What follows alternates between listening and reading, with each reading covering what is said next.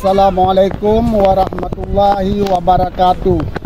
Kami tujukan kepada Pemda Aceh Timur kiban cara untuk pegat tutunya supaya mangat le karena padu muronyo kamu ka kendala anak tikula lambulanyo lehedra karut. Olehnya tutunya tutu PU. Jalan ini karena ini kira-kira berapa hari sudah jembatan ini roboh? Udah setahun dah kayak gini. Setahun. Cuma kami selaku sanggup masyarakat tuh rehab aja. Kemarin bisa dilalui. Saya dengar jembatan ini dibongkar oleh orang tak dikenal. Iya, karena gara-gara jatuh anak sekolah. Untuk apa dipertahankan lagi? Lebih bagus dibuang aja semua, kan?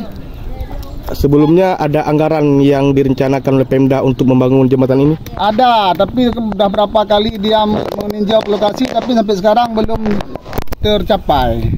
Karena jalan ini jalan PU yang menghubungi Kecamatan Perlak, yaitu Cik Embon, Blang Simpo, Lebok Pempeng, semua lewat sini jalannya. Selain akses menuju ke kecamatan, ada akses lain? Oh, paling banyak hasil petani di sini terbesar. Terbesar ya? Terbesar hasil pertanian. Akses lain nggak ada. Akses lain?